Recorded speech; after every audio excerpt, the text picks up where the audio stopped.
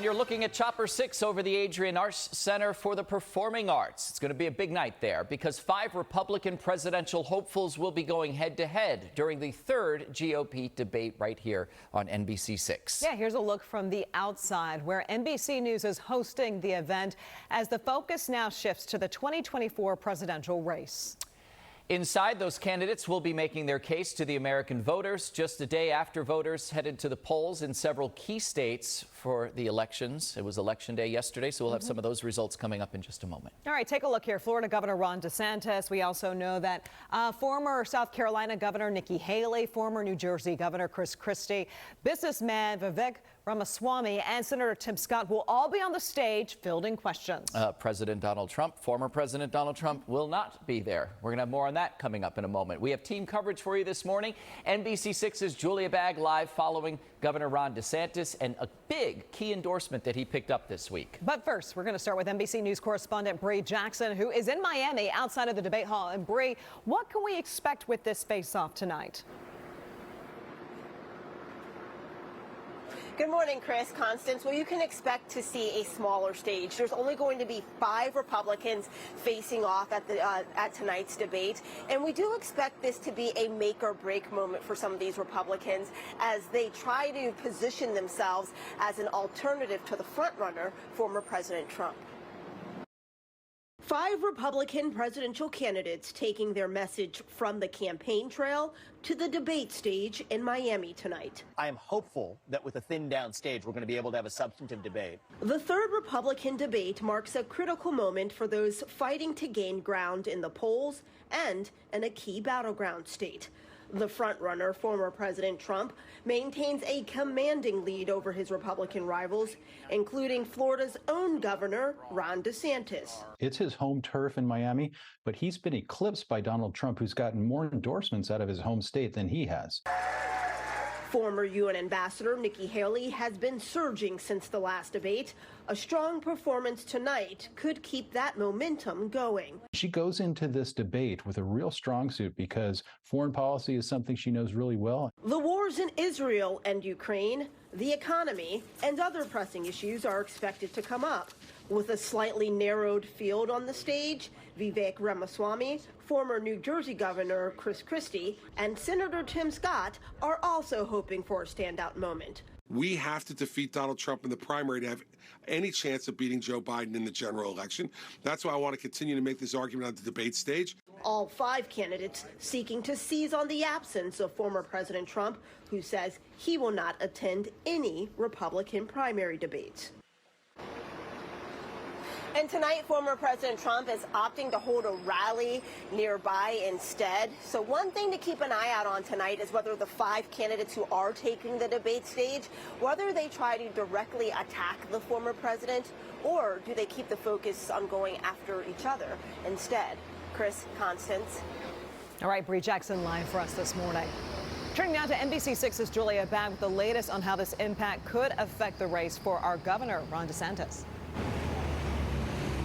Yeah, Constance, the governor riding high off his latest key endorsement from Iowa Governor Kim Reynolds.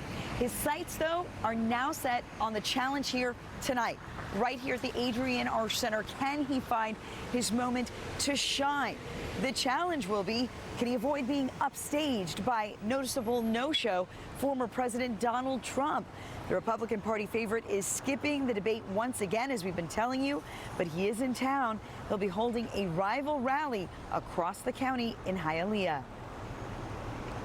He's taunting you a few miles down the road from where the debate is taking place by not debating and having a rally in Hialeah, a very Republican, Cuban American, and Hispanic city. A home, average price home.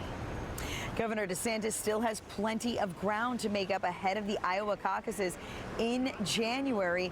Tonight, certainly an opportunity for him to make his case to connect with voters across the country from on stage here in his home state. And in the meantime, you're going to need some help getting around the roads here in Hialeah, elsewhere in Miami-Dade. And for some help with that, here's my colleague, NBC6's Joanna Torres. Joanna. Well, Julia, with a debate happening right here in South Florida, as you mentioned, you can definitely Expect delays and road closures around the Adrian Arch Center. Here's what you can expect. Well, the following roads will be blocked between the hours of 1 p.m. today until 1 a.m. Biscayne Boulevard between Northeast 11th Street to Northeast 15th Street and North Bayshore Drive between Northeast 13th Street to 15th Street will be completely closed. All traffic traveling north and south will be rerouted. Also, the MacArthur Causeway westbound on exit 2, which is also the Biscayne Boulevard exit, will also be closed during today's event hours. And the following roads will also be blocked in Hialeah for former President Trump's rally at Henry Melander Park. Road closures begin today at 9 a.m. until midnight. The following streets will be closed. Palm Avenue from West 45th to West 49th Street. And also you can see there from East 45th Street to East 48th Street will also be closed between East 1st Avenue and Palm Avenue. So you can expect some heavy traffic today, so make sure to plan ahead and seek alternate routes. Chris and Constance. Joanna, thank you so much. Nightly News anchor Lester Holt and Meet the Press moderator Kristen Walker will be leading the debate along with conservative commentator Hugh Hewitt. You can watch that debate right here on NBC6 tonight at 8 p.m. And then coming up next on Today, live coverage from the Adrian Arch Center from the Performing Arts in Miami, where the third GOP debate will be held tonight. And coming up in our next half hour of news, we're going to be speaking with NBC News' Craig Melvin on what we can expect from the candidates later tonight. We want to stick with politics. Local elections yesterday, and there's a new mayor coming to Miami Beach City Hall. But after election night, we still don't know who that new mayor is going to be. The mayoral race heads to a runoff election with two candidates, Michael Gongora and Stephen Minor, both familiar faces to Miami Beach residents and have served on the commission. Gongora and Minor focused on reducing crime and public safety in their campaigns, and both billing themselves as the law and order candidates. Here's what both had to say about their campaigns heading into this runoff. I really felt all along that what I was doing would resonate. And I'll tell you, I was sending out these flyers that would be 4 pages long talking about the issues, and people would tell me, what are you doing? That's not the way campaigns are run. I'm like, no, I think people are going to read this stuff. They're going to read what I'm writing. They're going to read about these issues that are important. I am the only candidate that served our city 3 terms as commissioner that has been endorsed by all 3 of the remaining commissioners and the police, and will work to make our city safer. Now these two candidates have 2 weeks of campaigning, with the runoff election date set for Tuesday, November 21st. Our time now 6:07, and despite being arrested on corruption charges and getting suspended by Governor Ron DeSantis, Commissioner Alex Diaz de la Portilla is heading for a runoff election. NBC6's Jamie Gorola has more details. There are a lot of victory parties, but for the candidates headed into a runoff, they're ready to hit the ground running for the next few weeks. Miami District 1, Miguel Angel Gabella will face off with incumbent Alex Diaz de la Portilla. That's a direct response to the citizens of Allapattah Flag Gambling Group in District 1, that they're tired of the same old antics in politics that he's given them 4 years ago. District 1 also makes up parts of Little Havana. Diaz de la Portilla will campaign as he faces a litany of legal charges. He was arrested on corruption, money laundering, and bribery charges in September, then suspended by Governor Ron DeSantis. Diaz de la Portilla ignored our request for an interview or a statement. District 2, incumbent Sabina Covo took the lead, but not enough to win the seat outright. District 2 represents Virginia Key, Coconut Grove, Downtown, and Brickell, and parts of Edgewater and Morningside. Covo won the seat in a special election in February after Ken Russell resigned to run for Congress. I'm feeling very energized. We did a great night tonight. We actually got 1,000 votes more than we got on the special election, where I got elected for almost more than 9 points. So we're feeling very confident for the runoff. Covo will run against Damian Pardo. He ran a grassroots campaign, promises to be anti-corruption and not take any special interest funding. And that is critical, because a lot of our problems happen because of that undue influence of money. Issues like flooding and traffic and building structures and not having the appropriate infrastructure are common in the city of Miami because of that undue influence. The 3rd district up for grabs, District 4, incumbent Manolo Reyes cruised to victory with an overwhelming 86% of votes. The runoff election will take place on November 21st. That's just in 2 weeks. In Miami, Jamie Gorola, NBC6 News.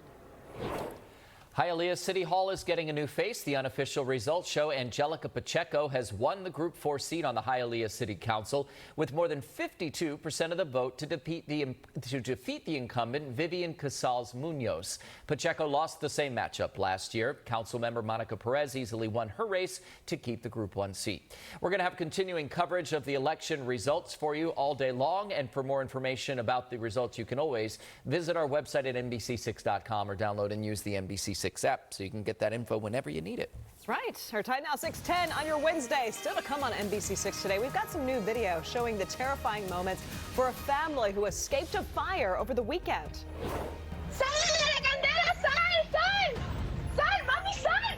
We'll tell you about the unexpected heroes who raced to the rescue. Plus, it's a chase that you watched only on NBC6 about a month ago. Now we're getting a closer look at exclusive body cam video of the takedown and the arrest that ended it all. And record-breaking season for South Florida turtles. What's causing this trend? We've got the details up next. Okay, so humidity creeping up just a little bit, and that's going to start translating into a couple of showers. It's dry season. We're not expecting any sort of a washout. You can get washouts even in dry season, but a few more raindrops kind of working in. We're going to show you First Alert Doppler 6000 coming up here after the break, and it'll show a couple of those showers out there, and we think even a few more as we go into Thursday and Friday. But bonus, the weekend is looking a little drier now, kind of moving up those rain chances to Friday instead of the weekend. So I'll take you through the 7-day forecast. We'll take a peek at the tropics as well. All of that coming up right after this break.